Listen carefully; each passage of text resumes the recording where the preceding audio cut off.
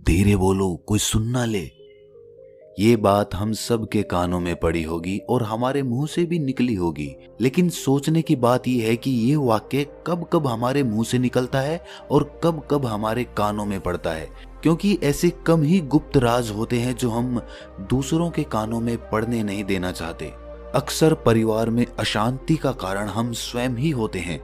हम इस बात को देख पाए भले ना देख पाए, पर ये असल सत्य है, क्योंकि जाने अनजाने मूर्खतावश हम खुद ही अपनी वो बातें दूसरों को बता देते हैं जो हमें कभी नहीं बतानी चाहिए।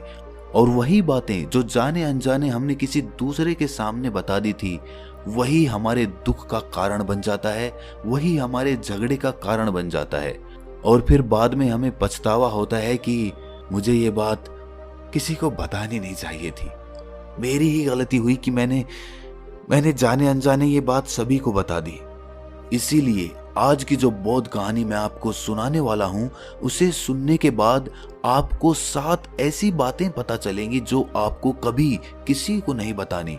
ये जो 7 बातें हैं जो आपको किसी को नहीं बतानी, क्यों नहीं बतानी, इसके पीछे का तर्क भी मैं आपको दूंगा।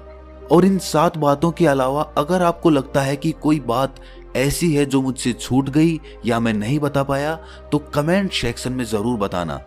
इससे पहले कि आप इस बौद्ध कहानी में खो जाएं, इस चैनल को सब्सक्राइब जरूर कर लें। तो चलिए कहानी शुरू करते हैं। एक समय की बात है, एक नगर में रिंकू नाम का एक युवक रहता था। वो युवक बहुत गरीब था, कुछ पैसा नहीं था उसके पास। 2 वक्त की दाल रोटी भी बड़ी मुश्किल से उसको नसीब होती थी।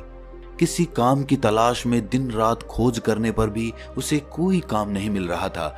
फिर एक दिन उसने अपनी पत्नी के सामने अपनी सारी समस्या बता दी। उसने अपनी पत्नी को कहा कि मैं जिस जगह भी काम मांगने के लिए जाता हूँ तो हर कोई मुझे ये कहकर काम नहीं देता कि हमारे यहाँ काम की जरूरत नहीं है। मैं काम की तलाश कर करके थक चुका हूँ। मुझे समझ नहीं आता कि मैं तुम लोगों का पेट कैसे भरूंगा, अपने बच्चों को कैसे पालूंगा, और ये चिंता मुझे दिन रात खाए जा रही है। ये सुनकर उसकी पत्नी ने कुछ सोचकर कहा कि तुम एक आदमी के पास एक बार ही काम मांगने के लिए जाते हो, और जब वो काम नहीं देता तो तुम दोबारा उसके पास जाते तक नहीं हो। अगर तुम्हें उनसे काम लेना है तो तुम्हें हमदर्दी जतानी होगी, तुम्हें उनसे हमदर्दी हासिल करनी होगी, अपनी गरीबी दिखानी होगी, ताकि वो लोग तुम्हारी मजबूरी समझकर तुम्हें काम पर रख लें। इसीलिए शर्म मत करो, उन्हें अपनी मजबूरी बताओ, अपनी गरीबी बताओ, और इसी उपाय से तुम काम पा सकते हो। ये बात रिंकू के मस्तिष्क में बैठ गई और अगले दिन काम मांगने के लिए वो उसी सेठ के पास जा पहुंचा जहां पर वो पिछले दिन काम मांगने के लिए गया था। लेकिन इस बार उसने हाथ जोड़कर उस सेठ से प्रार्थना की, उससे विनती की कि वो बहुत गरीब है और उसे काम की बहुत आवश्यकता है। वो जो कुछ भी उसे देंगे वो उसमें संतुष्ट हो जाएगा, पर कृपया करके मुझे अपने यहाँ काम पर रख ले। उसकी ये हालत देखकर उस सेठ ने उसे अपने यहाँ काम पर रख लिया। वो रोज वहां पर काम पर जाने लगा। अंदर ही अंदर वो खुश तो था कि उसे काम तो मिला, लेकिन उसे वेतन दूसरे लोगों से कम मिलता था। वही काम जो दूसरे लोग कर रहे थे उन्हें ज्यादा वेतन मिल रहा था और इसे कम वेतन मिल रहा था। जब इस बारे में उसने अपने सेठ से कहा तो सेठ ने कहा कि देखो भाई, तुम्हें काम की जरूरत थी, मैंने तुम्हें काम दिया, मेरा धन्यवाद करने की बजाय तुम मुझसे शिकायत कर रहे हो, ये कैसी भलमनसाहत है। ये सुनकर रिंकू वहीं पर चुप हो गया। बात कहीं ना कहीं सत्य थी, सच थी।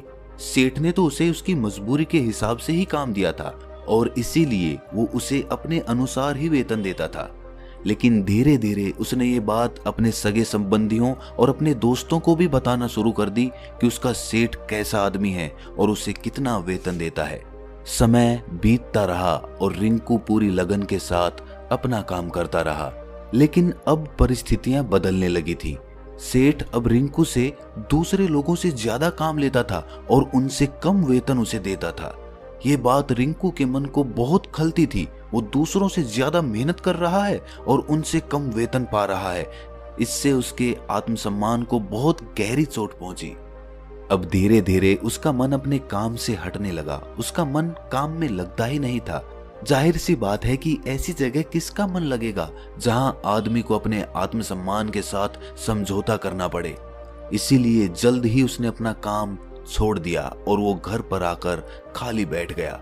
अब उसके पास घर का खर्चा चलाने के लिए भी पैसे नहीं बचे थे। इसीलिए उसने अपने सगे संबंधियों और अपने दोस्तों से सहायता मांगनी शुरू की। लेकिन उसके दोस्त उसके सामने तो उसे दया का पात्र समझते थे, उसे दिलासा देते थे, लेकिन पीछे से उसका मजाक उड़ाते थे। वो कहते कि कितना बेवकूफ है, सेठ ने इतना काम लिया और बेचारे को पैसे भी नहीं दिए। अरे हम इसको पैसे दे दें तो ये कल हमारा भी पैसा वापस कर पाएगा? इसकी ऐसी हालत है, काम तो इसके पास कुछ है नहीं, पैसा कहां से लाके देगा? और इसी वजह से रिंकू की हालत दिन ब दिन खराब होती जा रही थी। अब वो दिन रात तनाव में रहने लगा था। वही दोस्त, वही सगे संबंधी जो उसके अपने होने का दिखावा करते थे, वो उसे दया का पात्र समझ रहे थे। उन्हें उसके ऊपर तरस आ रहा था। सब लोग आकर उसे ज्ञान तो बहुत देते थे, लेकिन कोई सहायता नहीं करता था। और अक्सर ऐसा ही होता है, ज्ञान देने वाले तो बहुत मिल जाते हैं, लेकिन मदद करने वाले, उंगली पकड़कर, हाथ पकड़कर आगे चलाने वाले कितने लोग मिलते हैं। एक दिन उसे पता चला कि पड़ोस के गांव में एक बौद्ध भिक्षु आया हुआ है जो बहुत ही ज्ञानी है। रिंकू इतना तनाव में था कि उसे कोई रास्ता नजर ही नहीं आ रहा था। इसीलिए जाने अनजाने वो उस बौद्ध भिक्षु के पास पहुंच जाता है। वहां पहुंचकर वो सीधे उनके पैरों में गिरकर रोने लग जाता है। वो रोते रोते उन्हें अपनी सारी परिस्थिति बताता है। उसे बताता है कि किस तरह उसके सेठ ने उसका फायदा उठाया और उसके सगे संबंधी उसके साथ कैसा व्यवहार रखते हैं। सारी बातें सुनकर बौद्ध भिक्षु ने उसे चुप कराते हुए कहा कि भंते, ये सारी समस्याएं तुम्हारी बुद्धिहीनता, तुम्हारी मूर्खता के कारण उत्पन्न हुई है। अगर तुम्हारे अंदर विवेक होता तो इनमें से एक भी समस्या तुम्हारे चित्त को दुखी नहीं कर सकती थी। लेकिन तुमने अपने अविवेक के कारण, अपनी मूर्खता के कारण खुद ही अपने रास्ते में कांटे बिछा दिए। आज मैं तुम्हें 7 बातें बता रहा हूं जो भूलकर भी किसी को मत बताना। और इन बातों का अनुसरण करते हुए तुम बाहर से मिलने वाले दुखों को तो दूर कर ही सकते हो जो बेवजह दुनिया की वजह से तुम्हारे अंदर पनपते हैं। पहली बात जो किसी को नहीं बतानी चाहिए वो है अपनी मजबूरी।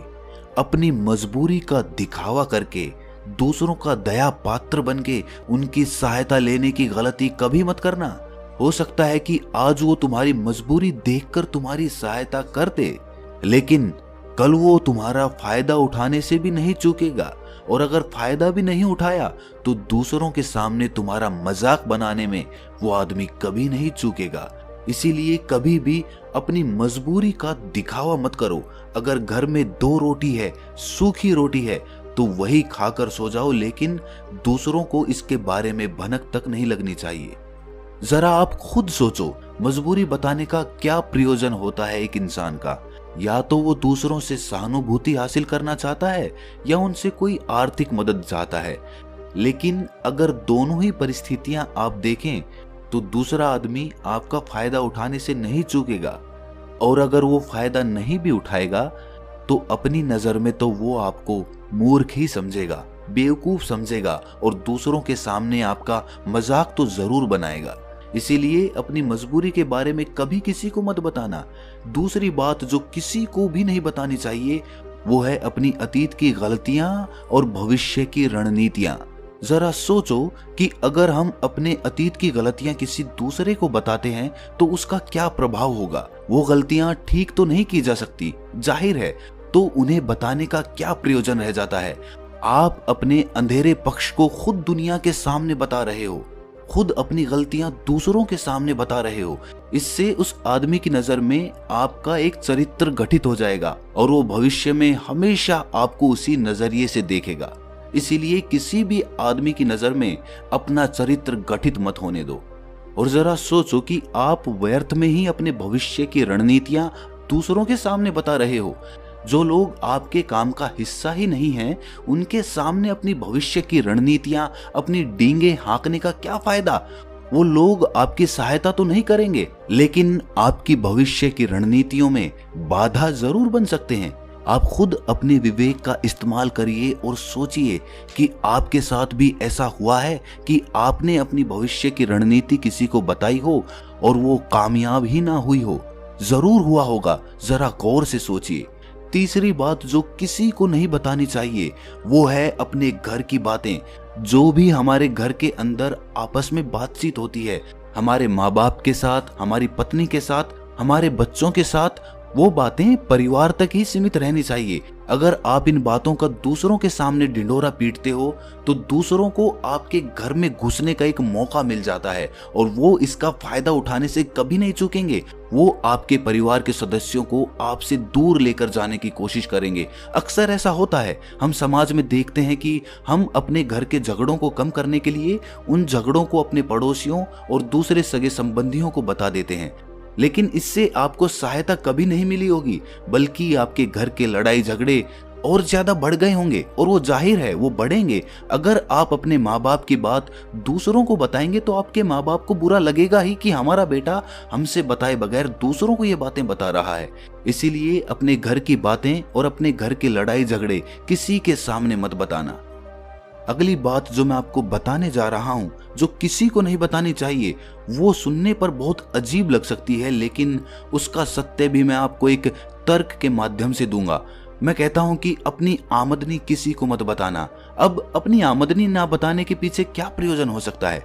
जरा सोचिए कि आप अपनी आमदनी अपने दोस्तों को बता देते हैं, तो जब आपके दोस्तों को जरूरत पड़ेगी तो वो सिर्फ आपको ही याद करेंगे, क्योंकि उनको पता है कि अगर आपकी आमदनी ज्यादा अच्छी है तो आप ही उनकी मदद कर सकते हैं और इसीलिए ज्यादा लोग आपसे सहायता मांगेंगे। और जब आप उनकी सहायता नहीं करेंगे तो वो सोचेंगे कि इस आदमी के पास पैसे हैं, मेरी सहायता कर सकता है, लेकिन ये सहायता कर नहीं रहा है।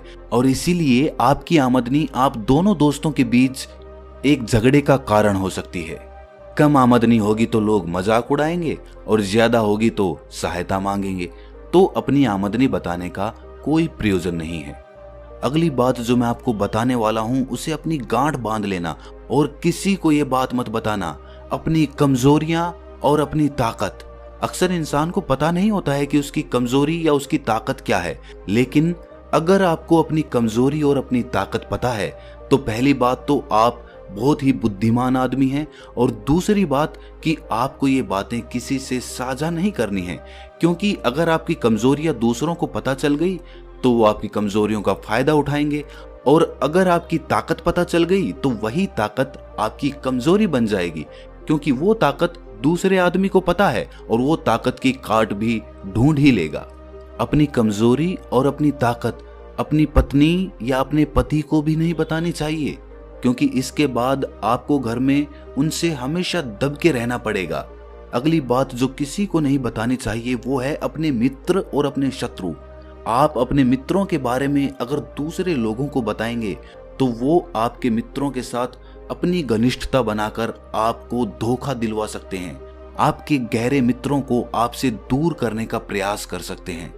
अक्सर आम आदमी ऐसा नहीं करता, लेकिन आपके दुश्मन ऐसा करने की कोशिश कर सकते हैं। और दूसरी तरफ आपके शत्रु का भी किसी को नहीं पता लगना चाहिए, क्योंकि आज जो आपका मित्र है अगर कल वो आपका दुश्मन हो गया तो वो आपके दुश्मन के साथ ही मिलकर आपको परास्त कर सकता है, आपको धोखा दे सकता है। इसीलिए अपने सबसे अच्छे दोस्तों को भी अपने दुश्मन के बारे में कभी मत बताना। अगली और आखिरी बात कहना चाहता हूं कि जब तुम दान करते हो तो दान के बारे में भी किसी को मत बताना, नहीं तो दान करना व्यर्थ हो जाता है, बेकार हो जाता है। जब आप अपने दान का ढिंढोरा पीटते हो तो आप ये बता रहे हो कि मैं कितना बड़ा दानी पुरुष हूं, और ये आपके अंदर एक अहंकार निर्मित करेगा। इसीलिए दान गुप्त रूप से किया जाए उतना ही अच्छा होता है, उतना ही फलदायी होता है। जब आपका बायां हाथ दान कर रहा हो तो दाएं हाथ को भी ना पता चले कि बायां हाथ दान कर रहा है। ये 7 बातें जो बौद्ध भिक्षु ने रिंकू को बताई, इनमें संसार के सभी सिद्धांत छिपे हुए हैं। इन बातों का अनुसरण करते हुए आप अपने घर में सुख शांति बना सकते हैं और घर के झगड़े हमेशा के लिए दूर कर सकते हैं। आप इन बातों के बारे में अपने विवेक से भी सोचेंगे तो आपको ये बातें सच मालूम पड़ेंगी। और हमारा कहानी सुनाने का मकसद यही है कि आपका विवेक जागृत हो, आप खुद उन बातों के बारे में सोचें जो हम आपको बता रहे हैं। और अगर हम गलत हैं तो आप कमेंट सेक्शन में वो बात जरूर बताएं जिस पर हम गलत हैं। और इनके अलावा भी अगर आप कुछ जानते हैं तो उन बातों को भी कमेंट सेक्शन में जरूर डालें।